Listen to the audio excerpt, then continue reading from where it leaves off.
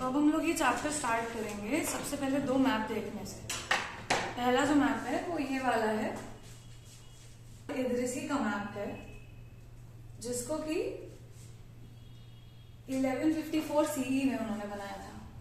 ठीक है, ये एक अरब एरिया से जियोग्राफर थे, उन्होंने ये मैप बनाया था जो उस टाइम पे हमको one of the only available sources मिला है इंडिया के मैप का जो किसी ने बनाया हो।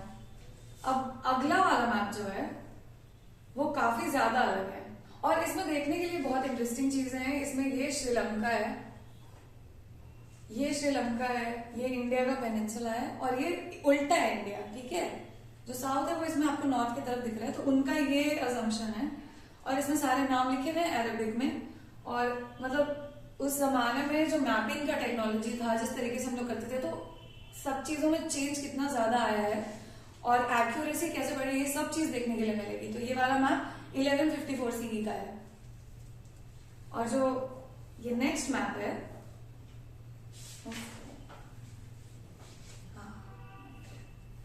ये जो नेक्स्ट मैप है ये एक फ्रेंच कार्टोग्राफर ने बनाया है। कार्टोग्राफर उन लोगों को बोलते हैं जो स्पेसिफिकली मैप्स बनाते हैं। तो ये 1720s का है और ये वाला जो मैप है इसको उस पॉइंट के आसपास जितने भी यूरोपियंस आना शुरू हुए इंडिया, पूरे इस रीजन में, इंडियन सब कॉन्टिनेंट जिसको बोलते हैं, वो लोग ये वाला मैप यूज कर रहे थे उस टाइम पे। 1720s का है ये। तो आप लोग को शायद ये कनेक्शन याद हो कि इस पॉइंट पे बहुत ज्यादा यूरोपियन ट्रेडर्स आना शुरू कर चुके थे इंडिया में। इनफैक्ट जो हम कोलोनियलिज्म का वो सब पार्ट देखते हैं, जहाँ वो लोग पहले ट्रेडर बने, फिर राजाओं से उन्होंने अपना वो सब बनाया रिलेशन और धीरे धीरे समझ के सब कॉन्टिनेंट को, और फिर उसके बाद कॉलोनाइजेशन का प्रोसेस स्टार्ट हुआ। तो ये वो प्रीकर्सर है, जब वो लोग इंडिया आना शुरू किए तो ये मैप यूज करते थे।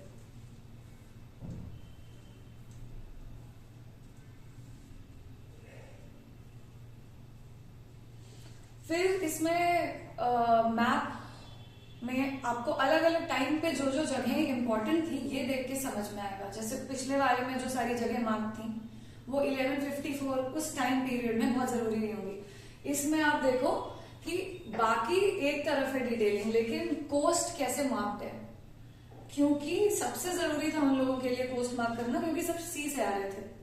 तो जब वो इंडिया में पहुंचते तो सबसे ज्यादा उनको जानने की जरूरत थी कोस्टल एरिया के बारे में। तो ये हम देखते हैं कि 600 इयर्स का डिफरेंस है उन दोनों मैप्स में ऑलमोस्ट, और कितने सारे चेंजेस हुए। एक मैप देख के ही हम लोगों को इतना समझ में आ सकता है कौन कौन से सेंटर्स आ रहे थे इंडिया के हर एक एरिया में, कहाँ पे क्या चीज, मतलब किस टाइम पे जो लोग उसको बना रहे थे, जो लोग उसको यूज कर रहे थे, उनके लिए क्या इंपॉर्टेंट था। और एक इंटरेस्टिंग चीज है कि उसमें जो जो नाम है, जो जो वर्ड्स यूज किए हुए हैं, जो भी चीजें हैं, वो किस तरह से बदली इन सारे टाइम में, वो सब पढ़ने के लिए ये दोनों मैप्स बहुत अच्छा सोर्स है। तो अब ये वाला जो पार्ट है ये बहुत इंटरेस्टिंग है। अगर आप हिस्ट्री कभी भी पढ़ते हो, आगे जितना भी पढ़ोगे, जो हम लोग सब बहुत ही प्यार से बात करते हैं इसके बारे में, हमारा फेवरेट वर्ड है ये ह्यूमैनिटीज वालों का, इसको कहते हैं कॉन्टेक्स्ट। कॉन्टेक्स्ट मतलब हिंदी में संदर्भ, किसी चीज को एक लार्जर नैरेटिव में सिचुएट करना, स्थित करना, कि ये जो भी चीज हो रही थी ये किस टाइम पे, किस इकोनॉमिक चेंजेस के साथ, किस सोसाइटी में हो रही थी। क्योंकि एक टाइम पे कोई भी एक चीज नहीं हो रही होती है, सिर्फ इकोनॉमिक चेंजेस नहीं आते। जैसे आप अभी जिंदा हो, जो पॉलिटिक्स है वो इकोनॉमी को अफेक्ट करती है, वो आपकी जिंदगी को अफेक्ट करती है, किसके पास पावर है उसको अफेक्ट करती है। तो उसी तरह ये जो सारी चीजें अब हम पढ़ेंगे, याद रखना होगा इसका कॉन्टेक्स्ट, संदर्भ, वो हम लोगों को हमेशा सोचना है हिस्ट्री पढ़ते टाइम। और फिर से वही ये वाली बात है, न्यू एंड ओल्ड टर्मिनोलॉजीज, मतलब एक सेकेंड यहाँ पे, हाँ, तो टर्मिनोलॉजीज का मतलब किसी चीज को जो नाम दिया जाता है, जो टर्म दिया जाता है। तो टर्मिनोलॉजीज हम देखते हैं कि टाइम के साथ चेंज होती जाती है। अब ये चेंज सिर्फ एक तरह का नहीं है कि नाम अलग हो गया, नहीं, इसमें बहुत सारी चीजें हैं जो कि भाषा अपने आप में बदलती है। कभी कभी भाषाएं ही बदल जाती हैं कि एक भाषा जो पहले थी अब एंडेंजर हो गई, फिर गायब हो गई, क्योंकि उसको बोलने वाले लोग कम होते गए, फिर भूल गए, खो गई लैंग्वेज। दूसरा होता है सेम लैंग्वेज में बदलाव आते जाते हैं। जैसे इंग्लिश बहुत मतलब 500-700 सालों से बोली जा रही है, लगभग वैसे जैसे लोग बोलते हैं अभी, लेकिन हर 200-300 साल पे आप देखिए कितना ज्यादा डिफरेंस है।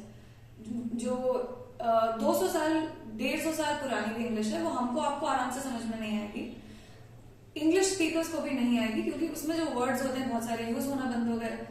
और सबसे इंटरेस्टिंग बात है, शब्दों का मतलब भी बदलता है टाइम के साथ। सेम शब्द का मतलब कुछ और होता था पहले, और अब वही वर्ड यूज होता है, लेकिन अब उसका मतलब बदल चुका है।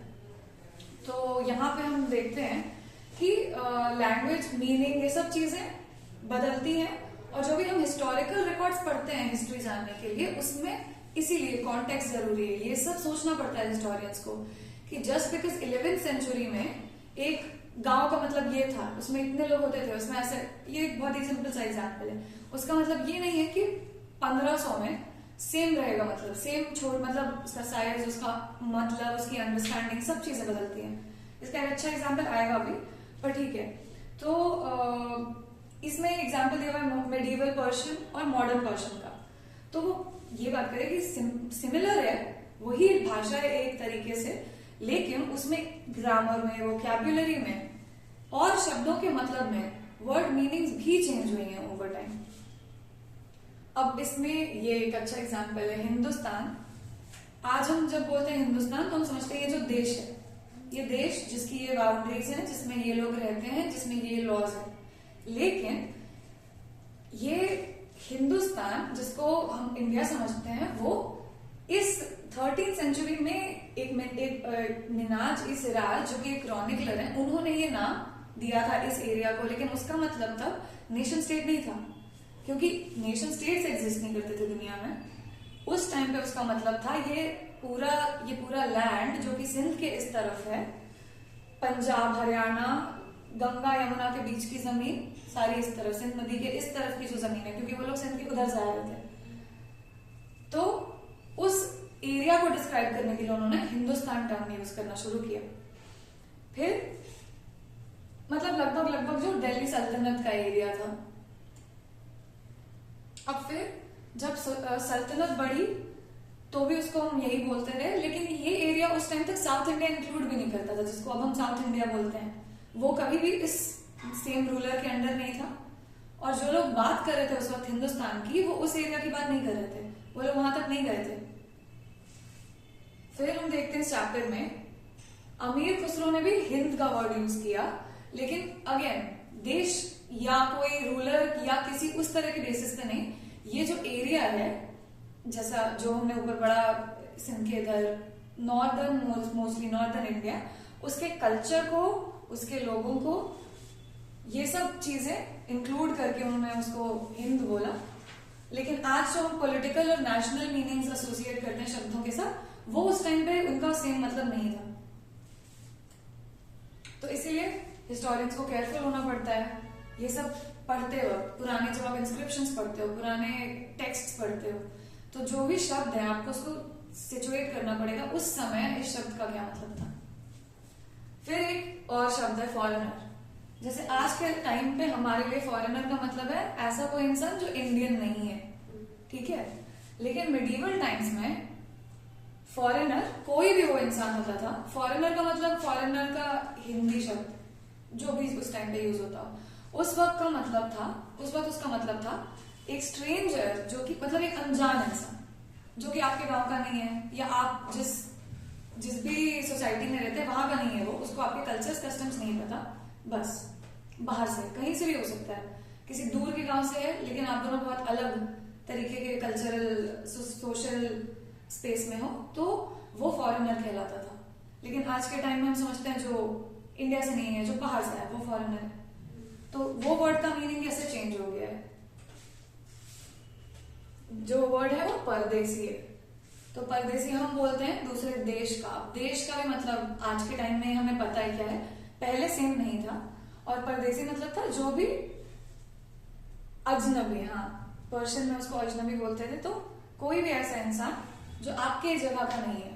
तो यहाँ पे एग्जाम्पल दिया हुआ है, जैसे एक फॉरेस्ट ड्वेलर, मतलब जंगलों में जो लोग रहते थे उस समय में, वो एक शहरी किसी इलाके से आने वाले को फॉरेनर समझेगा, और एक गांव में रहने वाले लोग अलग अलग कास्ट, अलग अलग बैकग्राउंड से कुछ भी हो, लेकिन वो सब फॉरेनर्स नहीं होंगे। मतलब similar social cultural space share करना है आपको, और जो नहीं करना आपसे, जो उसमें नया एंटर कर रहा है, उसको अजनबी, फॉरेनर, परदेसी मानते थे। तो ये सब पढ़ के हम लोग को बेसिकली यही समझ में आता है कि हिस्ट्री पढ़ने के तरीके क्या हैं। जब आप कोई भी चीज पढ़ते हो, क्योंकि हम लोग को कैसे पता चलता है क्या हुआ था पहले, आर्कियोलॉजी से पता चलता है, जो हम लोग एविडेंस निकालते हैं, पर वो बहुत कम मिलेगा, कहीं मिलेगा कहीं नहीं मिलेगा। जहां पे टेक्स्ट अवेलेबल है वो सबसे ज्यादा रिच होता है हिस्टोरियंस के लिए, पर उसको पढ़ना सबसे ज्यादा केयरफुली पड़ता है। और ये सारे कारण है क्यों, जो हम लोग अभी तक देख रहे हैं। तो अब हम ये पढ़ रहे हैं कि सोर्सेज क्या होते हैं हिस्टोरियंस के। अब जैसे जिस पीरियड, यही मैं भी कहती कि जिस पीरियड को हम पढ़ रहे हैं ना, ये चीज उस पर डिपेंड करेगी कि आखिर हिस्टोरियंस के सोर्सेज क्या हैं। जैसे जो सबसे अर्लीस्ट टाइम्स था सिविलाइजेशन का, उस टाइम से हम लोगों को बहुत ज्यादा कम रिलेटिवली आर्कियोलॉजिकल एविडेंस मिलेगा। पेपर अगर यूज भी होता होगा, वुड, इस तरह की चीजें सर्वाइव ही नहीं कर सकती हैं। तो जो भी पेरिशेबल गुड्स थे वो नहीं बचेंगे, तो इससे एविडेंस और कम होता जाएगा, कम होता जाएगा। और जितना पास हम आएंगे अपनी हिस्ट्री में, हमारे पास सोर्स उतना ज्यादा होगा, क्योंकि आर्काइव्स है, पेपर है, जो लिव्ड एक्सपीरियंसेस तो खैर आगे की बात है, बट तो जिस पीरियड को आप पढ़ रहे हो, सोर्सेज उस पर डिपेंड करते हैं कितने हैं और क्या क्या है।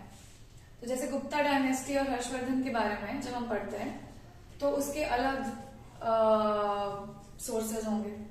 फिर हाँ, और इसमें ये भी होता है, coins, inscriptions, architecture, textual records, ये सब सोर्सेज होते हैं। लेकिन इस सब को मिला के भी आपको कभी फुल पिक्चर नहीं मिल सकती, और इवन मिलती भी है तो बहुत सारे सोर्सेज एक दूसरे से डिफर करते हैं।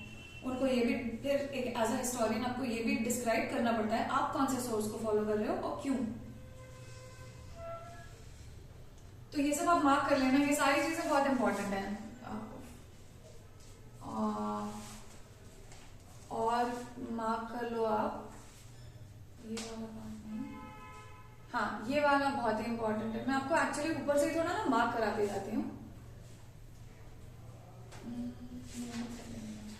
हाँ ठीक है, यहाँ से ज्यादा इंपॉर्टेंट है।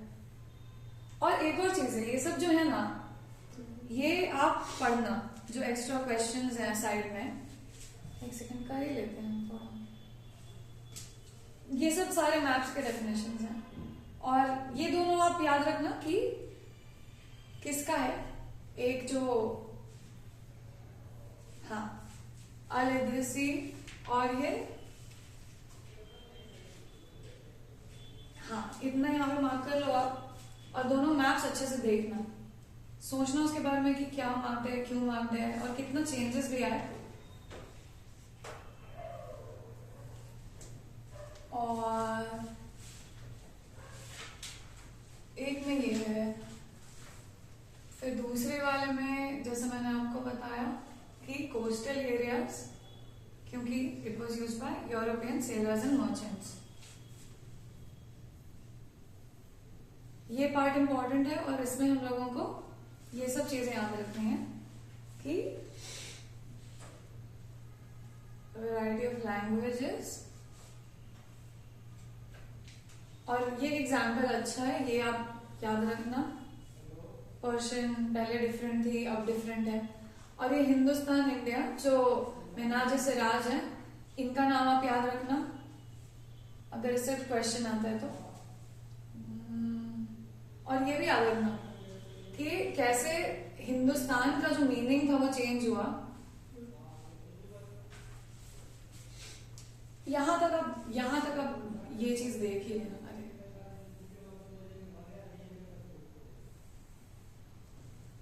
हाँ, ये आप देखना कि वर्ड्स की मीनिंग्स कैसे चेंज हुई है उसमें। फिर ये फॉरेनर वाला कि अभी क्या मतलब है और पहले क्या मतलब था।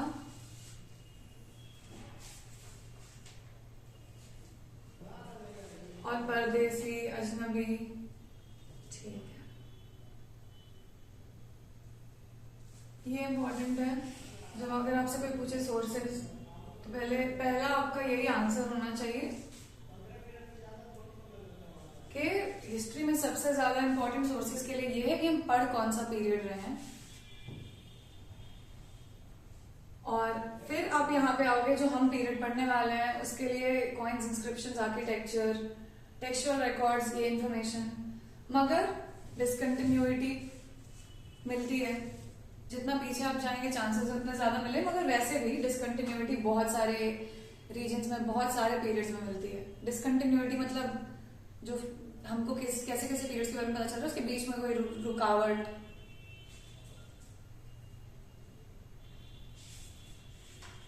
यहाँ पे ये भी नोट करने के लिए कि जिस पीरियड को हम लोग पढ़ने वाले हैं, अब यहाँ से टेक्सचुअल रिकॉर्ड्स बहुत ज्यादा मात्रा में मिलने शुरू होने वाले हैं, क्योंकि इसका जो पिछला टाइम पीरियड है उसमें आपको टेक्स्ट्स नहीं मिलते थे।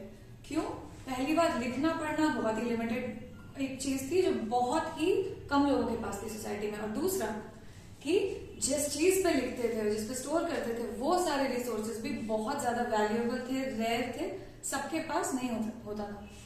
मगर इस पीरियड में हम देखेंगे कि पेपर धीरे धीरे सस्ता होता है और वाइडली अवेलेबल होता है। ये क्या हुआ? हाँ, वाइडली अवेलेबल होता है।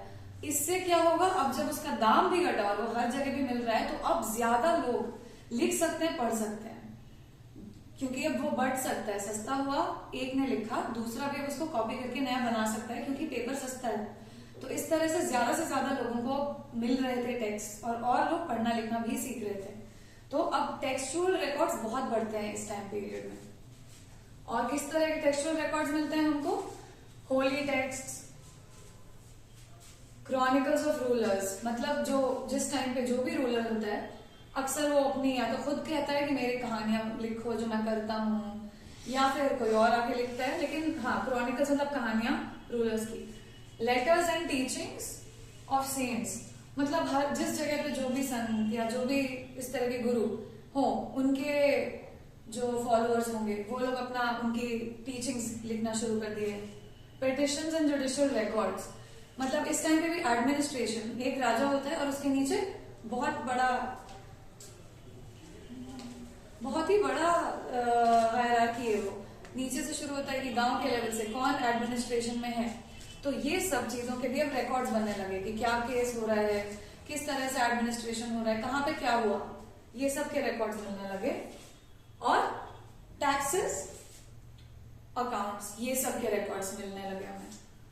फिर मैन्यूस्क्रिप्ट्स, जो अमीर लोग होते थे, रूलर्स होते थे, मोनास्ट्रीज होती थी और टेम्पल्स, ये सब मैन्यूस्क्रिप्ट्स लिखते थे अपनी अपनी। और ये सब चीजें अब लाइब्रेरीज, आर्काइव्स, ये सब भी हम देखना शुरू करेंगे। लाइब्रेरी समझते हैं आप? आर्काइव मतलब एक ऐसी जगह जहां इंफॉर्मेशन स्टोर होती है over a long period of time, मतलब जितने समय से हमारे पास है इंफॉर्मेशन, उसका पूरा कलेक्शन है वो। अब यहाँ पे ये बात आती है कि इंफॉर्मेशन बहुत मिलनी शुरू हो चुकी है, लेकिन ये जो इंफॉर्मेशन है ये यूज करने में बहुत डिफिकल्टीज हैं। वो सारी डिफिकल्टीज क्या है? जब आप मैन्युस्क्रिप्ट लिखते हो उस टाइम पे हाथ से लिखते थे, प्रिंटिंग प्रेस तो था नहीं। अगर एक इंसान लिख रहा है, दूसरा इंसान अगर उसको कॉपी कर रहा है, ये इतना सिंपल नहीं है। उसमें क्या क्या होता है, कभी जैसे आप अपने दोस्त की हैंड राइटिंग नहीं पढ़ पाते, अब एक स्क्राइब अगर दूसरे की कॉपी कर रहा है, कभी किसी ने कुछ ऐसा वैसा लिख दिया, उसको नहीं समझ में आया, उसने अपने हिसाब से अगले वाले में नोट कर दिया।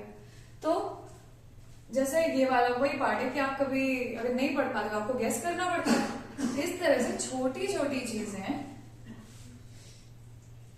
बहुत सारे डिफरेंसेस क्रिएट करती हैं, क्योंकि एक इंसान ने कॉपी करके दूसरा बनाया, अब वो आगे गया, 5 और लोगों ने उसको कॉपी किया, अब उन 5 की कॉपीज अलग अलग जगह गई, जो 5 अलग अलग कॉपीज अलग अलग लोगों ने अब मैन्युस्क्रिप्ट बनाई। तो फर्स्ट से 10th तक में ही इतने सारे वेरिएशंस आ जाते होंगे, और इस समय सारे टेक्स्ट हाथ से ही लिखे जा रहे थे। तो यही प्रोसेस था,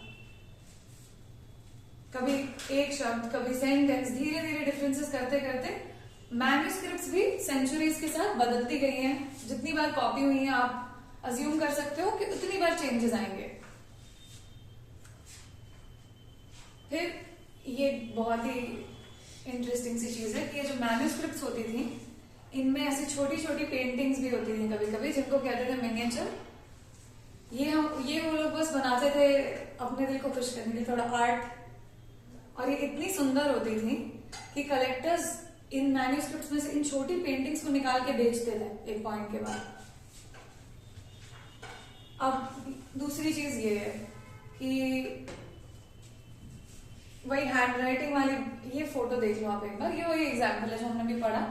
ये सेम भाषा है, लेकिन एक हैंड राइटिंग थोड़ी पढ़ने में मुश्किल है, एक हैंड राइटिंग थोड़ी पढ़ने में आसान है। तो इस तरह की छोटी छोटी चीजों से बहुत फर्क पड़ता था। तो अब हम ये सब भी चीजें हो जाती हैं, क्योंकि हमको कभी ये भी नहीं पता चलता है ज्यादातर कि एक मैन्यूस्क्रिप्ट का ओरिजिनल ऑथर कौन है। हम कॉपीज स्क्राइब्स जो बनाते हैं उस पर डिपेंड करते हैं। तो फिर कभी कभी ऐसा भी होता है कि जिसने लिखा है वो खुद ही उसको रिवाइज करता है। जैसे कि जियाउद्दीन बरानी जो है, उसने पहले अपना क्रॉनिकल लिखा था 1356 में, और फिर से 2 साल बाद सेम चीज को थोड़ा अलग तरीके से लिखा। और दोनों अलग हैं, लेकिन हिस्टोरियंस को एक ही मिला था बहुत टाइम तक। 1960s में उनको दूसरा वर्जन मिला, तब उनको पता चला कि अच्छा 2 बार लिखा है इसने। तो जब आप एज ए हिस्टोरियन आपको एक ही चीज का 2 वर्जन मिलेगा, तो आप क्या करोगे? आप कैसे डिसाइड करोगे कि किसको फैक्ट मानना है, किस वाले को ठीक है इसको लिटरली नहीं लेना?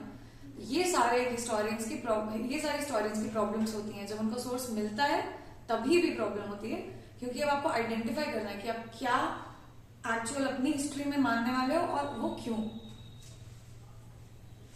इस पूरे पार्ट में हम ये भी पढ़ने वाले हैं सोशल एंड पॉलिटिकल ग्रुप्स जो नए नए इस पॉइंट पे आते हैं। जैसे पीरियड में नई टेक्नोलॉजीज आई, जैसे कि स्पिनिंग व्हील और ये पर्शियन व्हील। इरिगेशन में पर्शियन व्हील होती है ना, जिससे पानी एक तरह की, मतलब मैं आपको क्या समझाऊं, आप लोग गूगल करना है ये सब। तो पर्शियन व्हील इरिगेशन के काम है। स्पिनिंग व्हील वीविंग में। अब ये सब टेक्नोलॉजी जब आती गई तो जो काम हाथ से हो रहा था उसमें एक मशीन आई, धीरे धीरे वो बढ़ता गया। अब ये सब बहुत इंटरेस्टिंग है। जो सब चीजें हम लोग रोज खाते हैं, पोटैटो, कॉर्न, चिली, चाय और कॉफी, इस टाइम पे आती है इंडिया में। अभी तक हमारे पास ये सब नहीं था। ये सारी चीजें आती हैं हमारे पास अलग अलग पार्ट से। ये सब मोस्टली ये सारी साउथ अमेरिका की हैं। तो जब दूर दूर से लोग आते हैं, ट्रैवल करते हैं, ये अपने साथ लेके आते हैं कॉफी, चाय, पोटैटो तो बहुत ही फेमसली, मतलब हम आप में से कोई इमेजिन कर सकते हैं बिना आलू के। और सोचो इस टाइम पे वो हमारे पास है, हमको ऐसा लगता है ये तो मतलब इतना इंडियन और क्या हो सकता है। तो अब ये जो नए इनोवेशंस हैं, अच्छा एक चीज मैं भूल गई बोलना, फायर आर्म्स, बारूद, ये सब तरह की टेक्नोलॉजी भी अब डेवलप हो रही थी जो धीरे धीरे इंडिया आती है। मतलब इंडिया जो इस पीरियड में ये एरिया है जियोग्राफिक, ये सारे जो इनोवेशंस हैं और क्रॉप्स हैं वो लोगों के साथ आते हैं अलग अलग पार्ट से। अब इस एरिया में बहुत तरह के लोग आ रहे हैं जो अपने साथ ये टेक्नोलॉजीज लाते हैं, चाहे वो व्हील हो, चाहे वो खाना हो, चाहे वो फायर आर्म्स की नई टेक्नोलॉजी हो। उसके साथ आते हैं क्या? आइडियाज। ठीक है, ये लोग आते हैं ये सारी चीजों के साथ और साथ में ले आते हैं अपने आइडियाज, और उससे क्या होता है? इकोनॉमिक, पॉलिटिकल, सोशल और कल्चरल चेंज। जब आप नए लोगों से मिलते हो, जब आप नई चीजें सीखते हो, तो आप बदलोगे। और सोसाइटी के साथ भी वही होता है, हमेशा बदलती रहती है। जैसे जैसे नए लोग आते हैं, जाते हैं, या नई चीजें सीखते हैं आप, वैसे बदलते हैं लोग। ये पीरियड एक और सिमिलरली, मतलब एक सेम ही नोट पे, ये पीरियड ग्रेट मोबिलिटी का भी था, क्योंकि अब तक जितना हो पा रहा था उससे बहुत ज्यादा लोग अब एक दिशा से दूसरी दिशा बड़े बड़े डिस्टेंसेस कवर करना शुरू कर रहे थे। इसके पहले हिस्ट्री में इतना ट्रैवल कभी नहीं हुआ था इतने बड़े बड़े एरियाज में, चाहे वो अपॉर्चुनिटी के लिए हो या और अदर रीजंस की वजह से। लेकिन बहुत सारी मोबिलिटी देखने मिलती है हमको, क्योंकि सब कॉन्टिनेंट में बहुत सारा वेल्थ था और पॉसिबिलिटी थी। तो और एक और इंटरेस्टिंग चीज है जिनको हम बोलते हैं राजपूत्स। वो जो आज के टाइम पे वो एक कास्ट कैटेगरी है, लेकिन इस टाइम पे ये एक ग्रुप था जो कि इमर्ज हुआ। राजपुत्र नाम से ये नाम आता है, जिसका मतलब होता है राजा का बेटा, राजपुत्र। 8th और 14th सेंचुरी में ये जो टर्म है ये बहुत बड़े एरिया में अलग अलग रूलर्स और उनकी डायनेस्टीज ने अडॉप्ट किया। क्यों? क्योंकि वॉरियर्स थे ये लोग, राजा बन चुके थे, और इससे उन्होंने अपना क्षत्रिय स्टेटस क्लेम किया, चाहे वो कहीं से भी आ रहे हो, कोई भी कास्ट हो उनका। इस टाइम पे उन्होंने राजपूत टाइटल क्लेम करना शुरू किया, जो भी किंग्स थे इस एरिया में।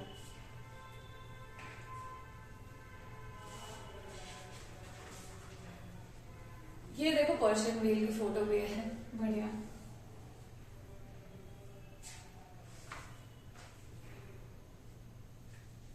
तो इसका ये जो टर्म था राजपूत, ये सिर्फ रूलर्स के लिए नहीं था, चीफटेंस के लिए था, सोल्जर्स के लिए था और कमांडर्स के लिए भी था। मतलब वॉरियर्स जो भी थे एडमिनिस्ट्रेशन में, जिनके पास भी इंपॉर्टेंट रोल था, इंपॉर्टेंट पोजीशन थी, वो लोग ये क्लेम करते थे राजपूत होना। अलग अलग मोनार्क्स थे, मतलब राजाओं के जो सब कॉन्टिनेंट में उनकी आर्मीज में अलग अलग लोगों को ये स्टेटस दिया गया या उन्होंने लिया। ये जो क्वालिटीज हैं, शिवलरी, इसको शिवलरी कोड ऑफ कॉन्डक्ट बुला रहे हैं। मतलब शिवलरी आप लोग समझते हो,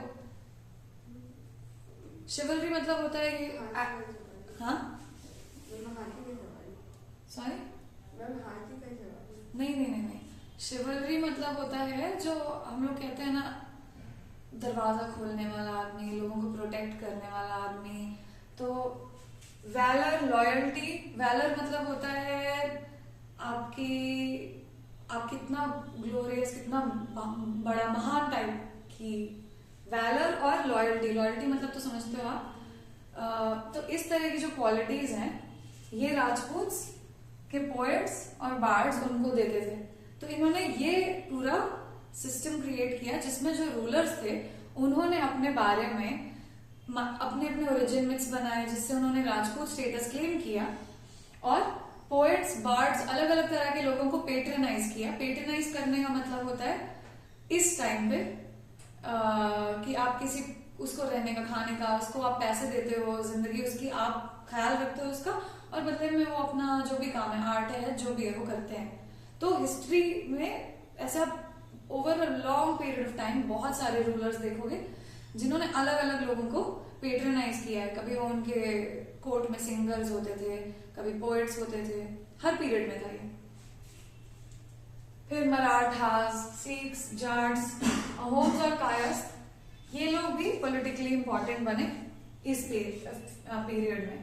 अब ये भी है कि इस टाइम पे ये भी हो रहा था, फॉरेस्ट्स काटे जा रहे थे और एग्रीकल्चर बढ़ रहा था। जब देखो ये सारी चीजें कैसे रिलेटेड है, लोग मूव करना शुरू किए, अपने साथ टेक्नोलॉजी लाए।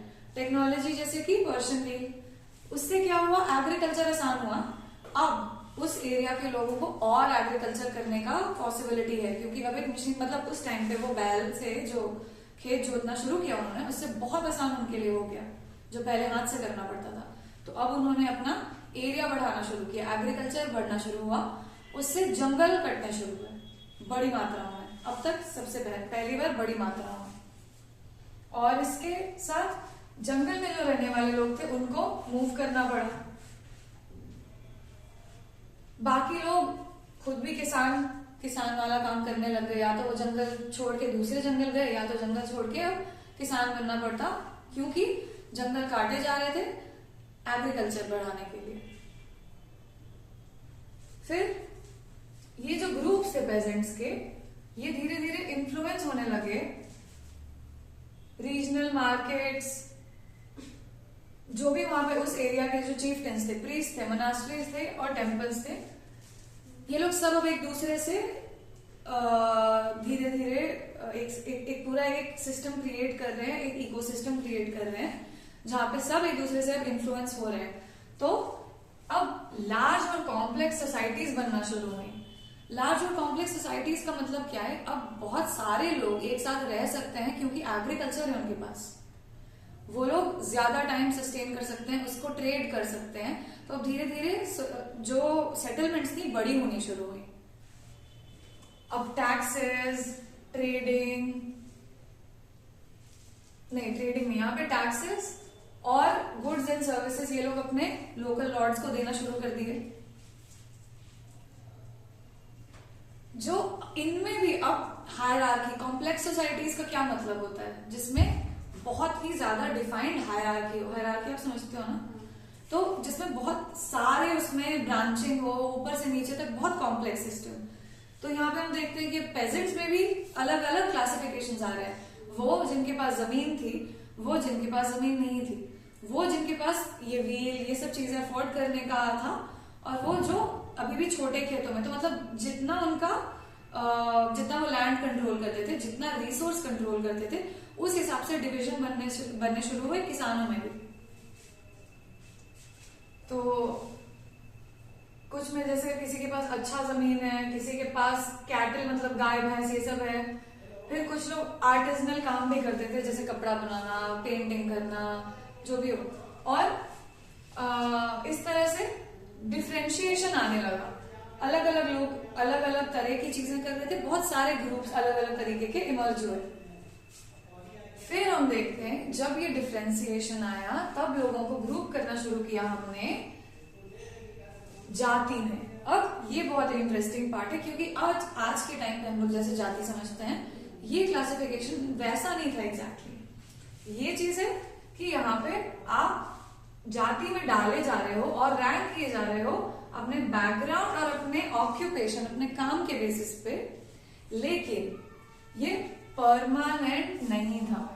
ठीक है, जैसे आपका पावर चेंज होता था, आपका इन्फ्लुएंस चेंज होता था, ये सारी चीजें चेंज होती थी। और जाति बनाने का मतलब भी और कारण भी यही था कि रिसोर्स और पावर इस हिसाब से कंट्रोल होगा कि इस जाति को इतना ये पावर मिलेगा या इतना कम मिलेगा, ज्यादा मिलेगा। क्यों? क्योंकि वो लोग क्या काम करते थे, उनके पास क्या था इस पॉइंट पे, इन सब चीजों की वजह से। तो अब और ये भी चीजें इंटरेस्टिंग है कि जैसे पावर और इन्फ्लुएंस आपका चेंज होता है, इसमें आपका जगह चेंज होगा जाति में। सिमिलरली एक और चीज है कि स्टेटस सेम जाति का भी दोनों दो जगह पे सेम नहीं होगा। जैसे एक जगह पे कोई किसान एक चीज की खेती करता है जो बहुत वहां पे कम मिलती है, या उस ग्रुप के लोगों के पास कोई रिसोर्स है जो बहुत इंपॉर्टेंट है वहां पे, या बहुत पावरफुल बन गए हैं वो लोग किसी भी वजह से, तो वो जाति वहां पे ऊपर है। लेकिन सेम जाति, मान लो अगर लोग उधर से कहे सेम नाम यूज कर रहे हैं, या सेम अगर रिसोर्स नहीं है तो उनका सेम पोजीशन भी नहीं हो सकता है। एक एरिया में सेम जाति का कुछ अलग पोजीशन होगा, दूसरे एरिया में कुछ अलग भी हो सकता है। ये यूनिफॉर्म नहीं था, हर चीज अलग अलग रीजन में, अलग अलग एरिया में अलग अलग थी। आप लोगों को अगर कोई भी वर्ड नहीं समझ में आया या कोई भी कंफ्यूजन हो तो एक बार पूछ लेना एकदम आराम से। तो जातिज अपने रूल्स और रेगुलेशंस खुद बनाते थे और अपने आप को खुद गवर्न करते थे। ये जो रेगुलेशंस थे, अब यहाँ पे हम पहली बार ये वर्ड भी देख रहे हैं इसके साथ, ये जो ग्रुप्स थे लोगों के, इसको गाइड करने के लिए और कंट्रोल करने के लिए रूल्स जो रेगुलेशंस हैं वो मेक श्योर करने के लिए कि वो फॉलो कर रहे हैं, इसके लिए जाति पंचायत बनी। मतलब एक असेंबली वहां के बड़े लोगों की, बड़े बूढ़े जिसको कहते हैं।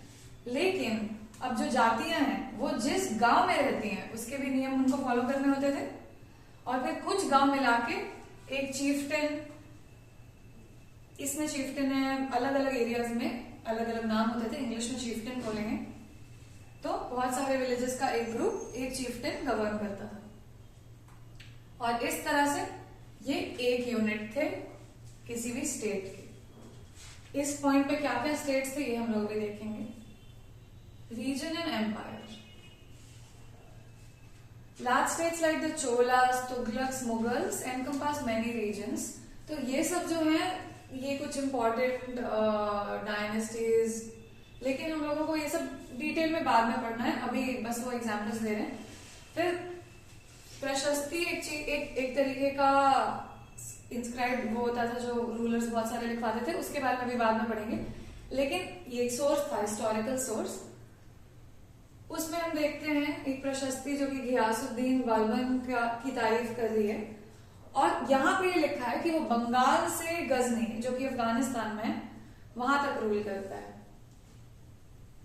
इसमें बहुत सारे रीजन्स के जो लोग हैं उसके उनके नाम लिखे हुए हैं, और ऐसा लिखा हुआ है कि उनकी आर्मीज भाग गई इसको देख के। लेकिन अब अगर आप हिस्टोरियन हो तो एक इंस्क्रिप्शन पढ़ के आप ये मान लोगे? बिल्कुल नहीं। आपको ये देखना होगा कि जिस टाइम पीरियड के बारे में लिखा हुआ है उस टाइम पीरियड के बारे में मेरे पास क्या क्या सोर्सेस हैं, और लोग बोल रहे थे क्या ऐसा, कहाँ पे ये बात बोली जा रही थी, कितनी बार रिपीट हुई है। तो हिस्टोरिकल सोर्सेस के हिसाब से आपको ऐसी ऐसी चीजों को पढ़ के आपको ये पता चलता है। बहुत सारे सोर्सेज हैं वो बढ़ा चढ़ा के बोलते थे, क्यों, ये सोचने वाली बात है। लेकिन बहुत सारे रूलर्स इस तरह के क्लेम्स करते थे कि उनको वो इस एरिया से उस एरिया तक रूल करते हैं, क्योंकि वो कर भी सकते थे। ये इस टाइम पे आप जो भी एम्पायर रूल कर रहे हो, देख लो जो भी डायनेस्टीज है ना, वो रिलेटिवली छोटी हैं, क्योंकि गवर्न करने के लिए जो टेक्नोलॉजी थी, मतलब एक जगह से दूसरी जगह आने में कितना टाइम लगेगा, इतने बड़े बड़े एम्पायर्स हो ही नहीं सकते थे।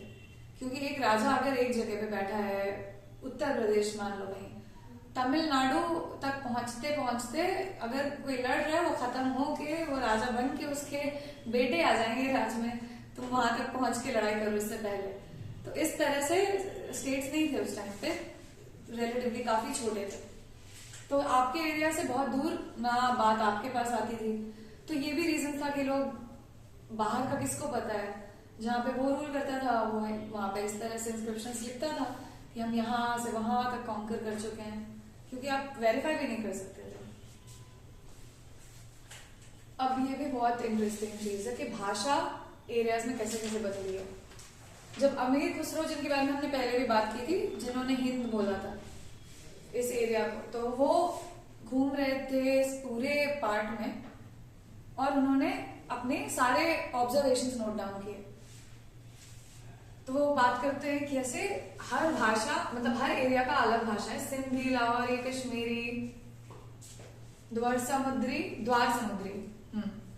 तेलंगानी, गुजारी, मावारी, गौरी, अवधी। खैर ये सब उतना इम्पोर्टेंट नहीं है साथ, मगर अब नाम थोड़े थोड़े याद भी रखना एक्चुअली। उन्होंने ये बताया कि हर एरिया की एक अलग भाषा है, और फिर उन्होंने बताया कि एक भाषा है संस्कृत, जिसको नॉर्मल लोग नहीं जानते, और वो किसी एक जगह की नहीं है, वो जानते हैं सिर्फ ब्राह्मणास, जो कि एक इम्पॉर्टेंट ग्रुप है। अब ये भी एक एक्सरसाइज है छोटी सी, अगर घर जाके मन करे तो कीजिएगा, कि ये एरियाज और लैंग्वेजेस जो लिखी हैं अभी उन एरियाज में क्या बोला जाता है, और उस भाषा का नाम है वो कैसे बदल गया है, सेम है। अब ये देखते हैं हम, बहुत सारे जो रीजन्स हैं उनके अपने अपने जियोग्राफिकल डायमेंशंस, अपनी भाषा, अपना कल्चर बनने लग गया था। चैप्टर 7 में हम ये सब देखेंगे। इन सारे स्टेट्स की अलग अलग डायनेस्टीज भी थी, और अक्सर इनमें कॉन्फ्लिक्ट भी होता था।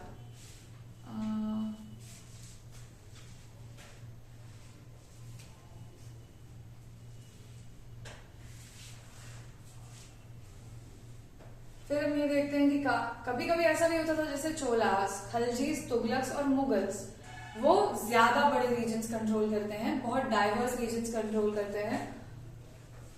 ये भी देखने के लिए अब हमको मिलता है। पैन रीजनल बोलेंगे लेकिन अब हम अभी भी, क्योंकि अभी भी जिसको हम आज मॉडर्न इंडिया समझते हैं उसके बहुत सारे पार्ट्स इतना पॉसिबल नहीं था एडमिनिस्ट्रेट करना, तो अभी ये एम्पायर्स पैन रीजनल बनना शुरू हुए हैं। अब तक के सबसे बड़े एम्पायर्स भी अब आएंगे इसके बाद, लेकिन यहां से सब शुरू होता है।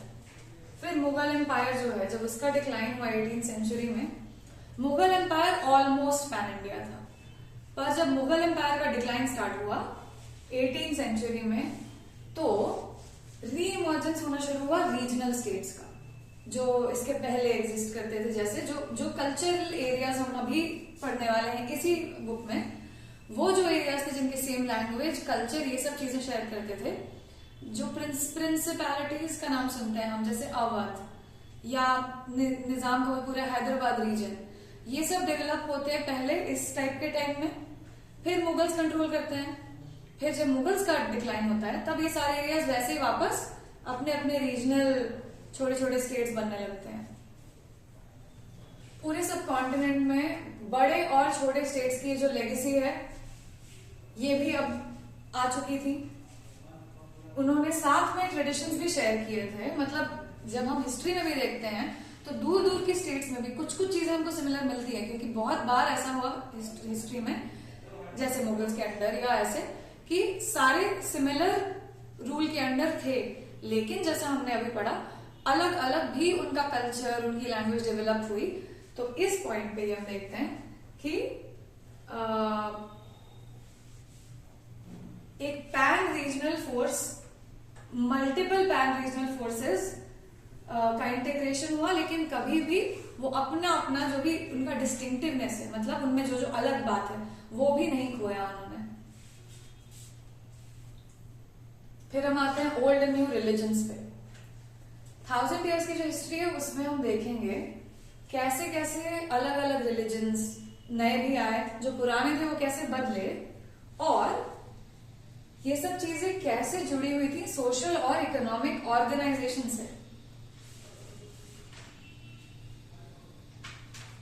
इस पीरियड में जो इंपॉर्टेंट चेंजेस हैं वो हम अभी पढ़ेंगे। पहली चीज जिसको हम आज हिंदुइज्म बुलाते हैं, उसमें बहुत सारे चेंजेस अकर हुए, जैसे नए नए डेटीज। इसके पहले जो हम वेदास पढ़ते हैं, जो भी हमको मिलता है टेक्स्ट, वो सब में जो भगवान थे, जो कहानियां थी, अब हमको नए भगवान मिलना शुरू होते हैं। जैसे वेंकटेश एक गॉड है, फिर एक उड़ीसा में कौन सा मंदिर है वो, जगन्नाथ, वो भी एक गॉड है जो इस टाइम पे हिंदुइज्म में शामिल होते हैं, क्योंकि अलग अलग रीजन्स में जब ब्राह्मणास जाना शुरू करते हैं तो उनका एनकाउंटर होता है उस जगह के लोकल डेटी से।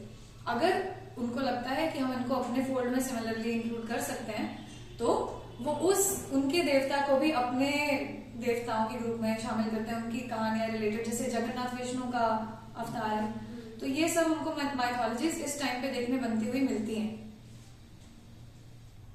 तो कंस्ट्रक्शन ऑफ टेम्पल्स देखते हैं हम बहुत तरफ, और ब्राह्मणास का ग्रोइंग इंपॉर्टेंस, वो सोसाइटी में सबसे डोमिनेंट ग्रुप्स में से एक बन जाते हैं।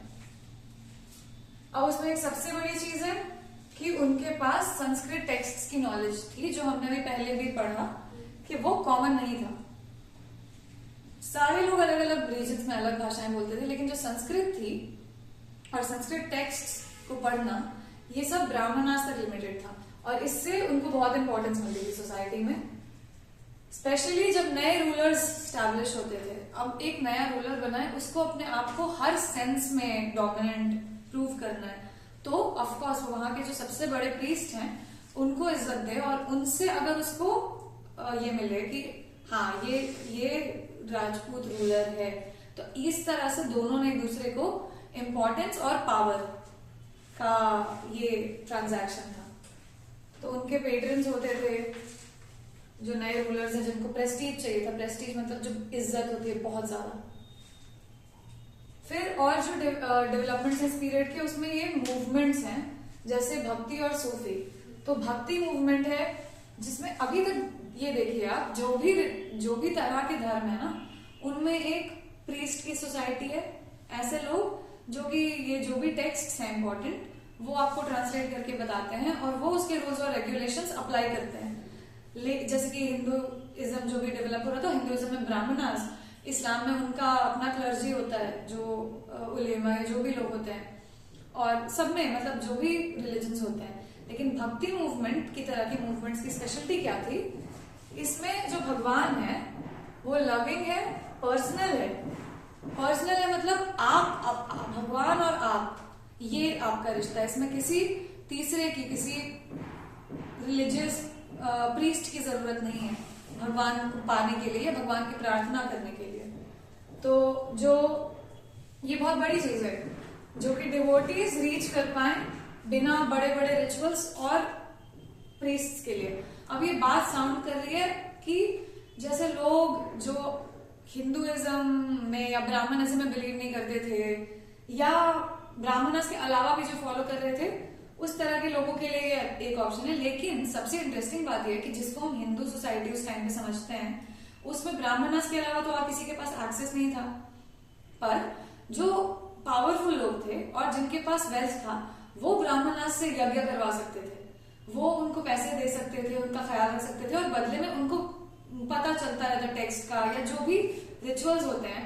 जैसे बहुत सारे फेमस यज्ञ हमने सुने बचपन से बड़े होते हुए कि इस राजा ने ये यज्ञ करवाया था। लेकिन एक नॉर्मल आदमी जो था वो ये नहीं कर सकता था। वो किसी प्रीस्ट से नहीं कह सकता था कि भगवान कैसे वहां तक पहुंचे, मेरे को ये चाहिए या मेरे लिए ये करो, मेरे को भगवान से बात करनी है। तो वो एक नॉर्मल आदमी नहीं कर सकता था क्योंकि उसके लिए बहुत वेल्थ चाहिए थी। तब क्या होता है, इस तरह का जो मूवमेंट है ये कॉमन लोगों के लिए बहुत इंटरेस्टिंग बन जाता है, क्योंकि ये कह रहा है कि तुमको किसी प्रीस्ट की जरूरत नहीं है, किसी रिचुअल की जरूरत नहीं है भगवान तक पहुंचने के लिए। वो तुम्हारे हैं और तुम उन तक अपने भक्ति से पहुंच सकते हो। और भी बहुत सारे ऐसे ट्रेडिशंस हैं, ये हम चैप्टर 6 में पढ़ेंगे। फिर नए रिलीजन्स भी आते हैं। जैसे इस पॉइंट पे आती है होली कुरान इंडिया में, उस जगह के उस एरिया के ट्रेडर्स के साथ, और मुस्लिम कुरान को अपनी होली बुक मानते हैं। तो हम लोगों को धीरे धीरे इसके बारे में पता चलना शुरू होता है 6th सेंचुरी के आसपास। बहुत सारे ऐसे रूलर्स हैं हमारे इस पूरे ज्योग्राफिकल रीजन में जो कि पेट्रन्स थे इस्लाम के और उलेमा के।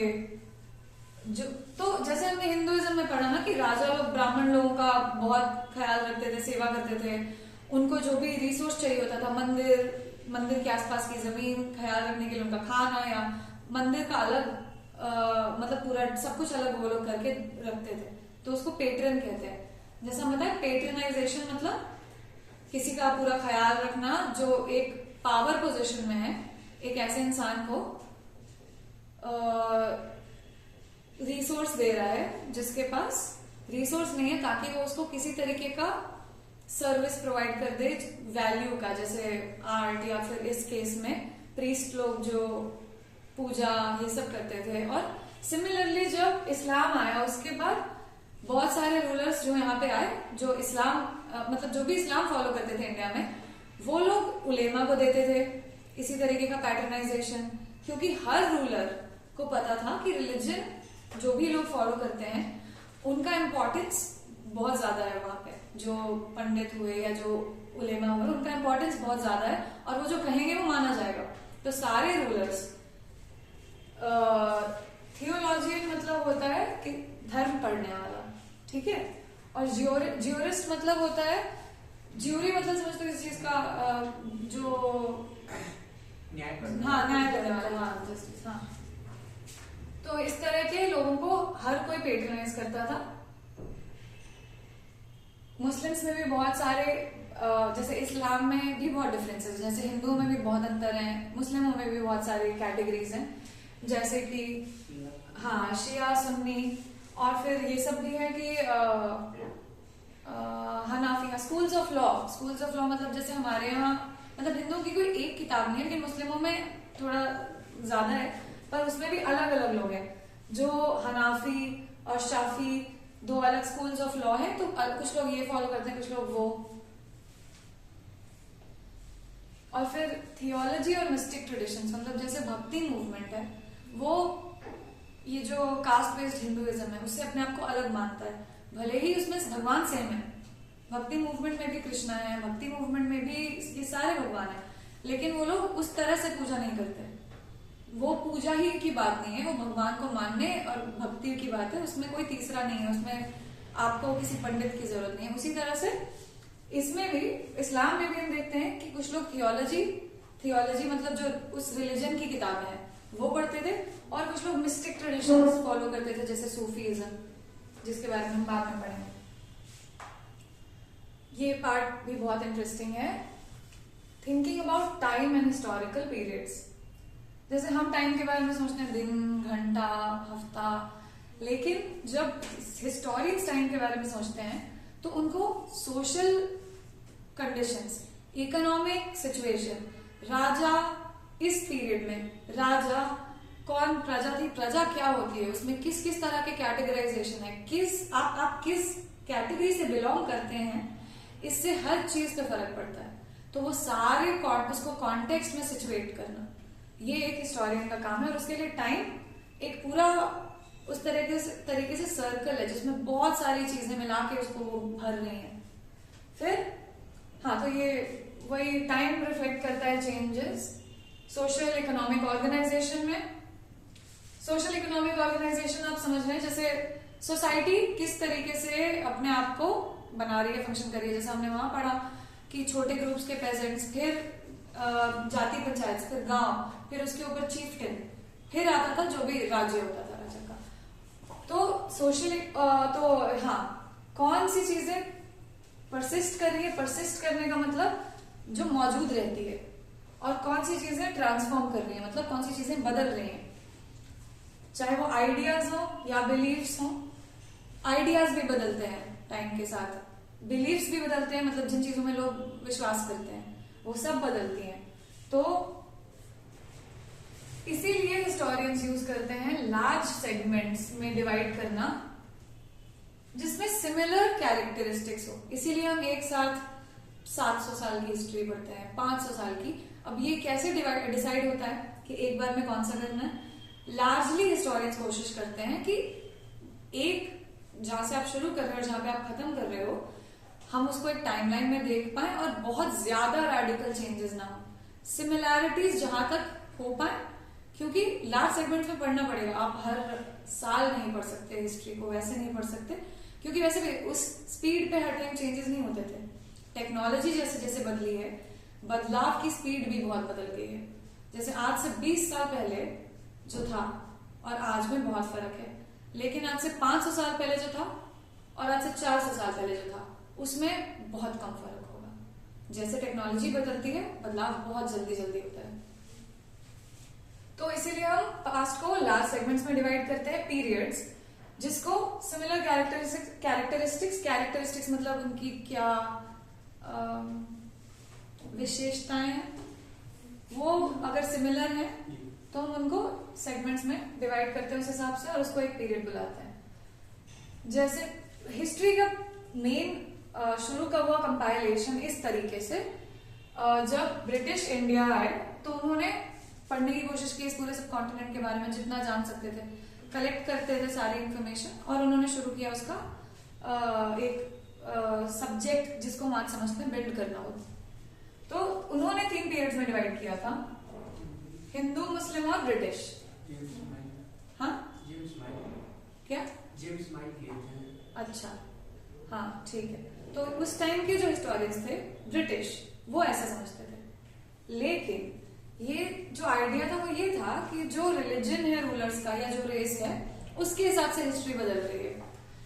पर हम देखते हैं कि आज के जो हिस्टोरियंस हैं वो, क्योंकि इसमें ये सारी प्रॉब्लम्स भी हैं, इसमें सिर्फ हिस्टोरिकल चेंज इंपॉर्टेंट होता है, इकोनॉमी, सोसाइटी, कल्चर सब बदलते हैं, पर इस तरीके का डिवीजन वो सब नहीं देखता जैसा ब्रिटिश ने डिवाइड किया था। तो हम क्या देखते हैं कि आज के टाइम में हिस्टोरियंस इकोनॉमिक और सोशल फैक्टर्स के हिसाब से पीरियड्स डिवाइड करते हैं।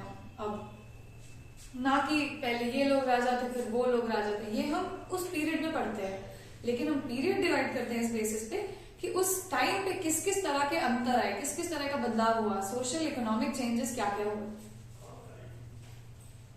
तो लास्ट ईयर आपने अर्ली सोसाइटीज पढ़ा था, Hunter gatherers, early farmers, towns, villages और अर्ली एम्पायर्स। अब जो हम पढ़ेंगे उसको हम मिडीवल बोलते हैं।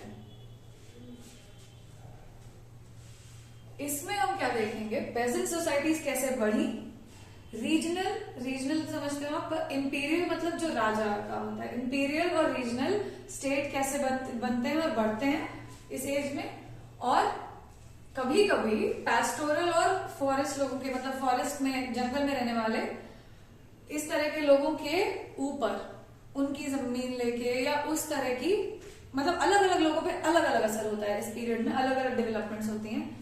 फिर हिंदुइज्म और इस्लाम इस एरिया के मेजर रिलीजन्स बनते हैं और धीरे धीरे अराइवल होता है यूरोपियन ट्रेडिंग कंपनीज का। इस टाइम पीरियड तक हम पढ़ने वाले हैं मोस्टली। तो ये जो 1000 ईयर्स हैं इसमें बहुत सारे चेंजेस हुए। 16th और हाँ, ये भी एक इंटरेस्टिंग बात है, जैसे 16th और 18th सेंचुरीज में जो डिफरेंस था और 8th और 11th में जो डिफरेंस था, ये सब बहुत अलग है एक दूसरे से, लेकिन फिर भी हम इसको एक साथ पढ़ने वाले हैं क्योंकि वही बात है, हमको कन्वीनियंस के लिए डिवाइड तो करना पड़ेगा। तो ये एक हिस्टोरियन के नाते आपको याद रखना है कि एक पीरियड को एक नाम से जानना या बोलना बिना प्रॉब्लम्स के नहीं आता। ये हम कन्वीनियंस के लिए करते हैं, एजुकेशनल कन्वीनियंस, क्योंकि समझने के लिए करना पड़ेगा डिवाइड। और फिर जो हमने लैंग्वेज और वर्ड्स के बारे में पढ़ा था वो फिर से अप्लाई होता है।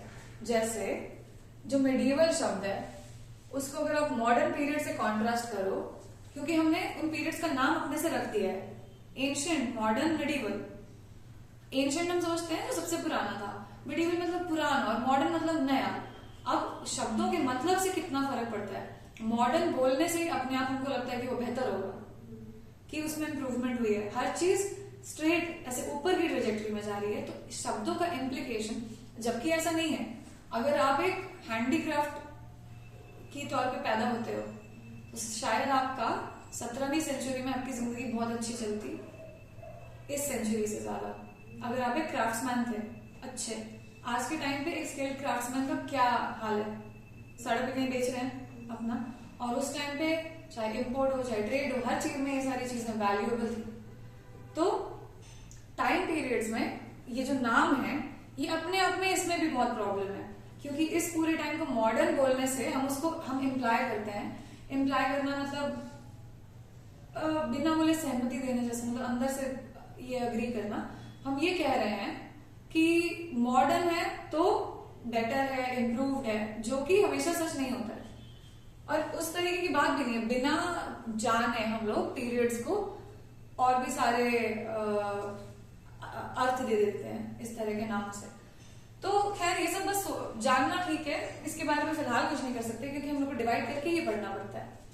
मगर ये ध्यान रखना अच्छा है कि इन सारी चीजों में भी प्रॉब्लम्स हैं, और वो प्रॉब्लम्स क्यों याद रखते हैं हम, ताकि जब हम हिस्ट्री में स्पेसिफिक चीजें पढ़ें तो हम उसको प्लेस कर पाए कि अच्छा पूरा एक सेम कोई व्हाइट वॉश पेंटिंग नहीं है, ये बहुत डिटेलिंग है, सब जगह अंतर है हर चीज में। सोसाइटीज की इकोनॉमी भी बदली है बहुत ज्यादा अलग अलग रीजन्स में, और प्रॉस्पेरिटी हमने देखी क्योंकि अब जब ज्यादा खेती हो रही थी, ज्यादा से ज्यादा लोग इस तरह का काम करने लगे, फिर वो टैक्स देने लगे अपने अपने जो भी जमींदार या लैंडलॉर्ड का वर्जन होता है, बड़े राज्य बनने शुरू हुए और अलग अलग लोगों के पास पहली बार बहुत वेल्थ था, दूर दूर से लोग आने लगे क्योंकि उनको पता था यहाँ हमारे पास जमीन थी, पानी था, जो भी। और अब जब इस तरह की सोसाइटी बनती है तो आपको पहले से पता है वहां पे हम जाके कुछ कर सकते हैं, वहां पे पहले से सब चल रहा है, हम शामिल हो सकते हैं, ट्रेडिंग है, काम करने की अपॉर्चुनिटी है। तो बहुत सारी प्रोस्पेरिटी देखी हमने। इस वजह से फिर यूरोपियन ट्रेडिंग कंपनीज का भी इंटरेस्ट स्टार्ट हुआ इस एरिया में दुनिया के। तो जब आप बुक पढ़ोगे तो इस तरह के अलग अलग हिस्टोरिकल प्रोसेसेस पे थोड़ा ध्यान देना, जहां पे बदलाव है और जहां पे सेम चीज आगे बढ़ रही है। और अच्छा प्रैक्टिस है कि जब आप अपने आसपास भी दुनिया देखो तो कभी कभी सोचो इसके बारे में।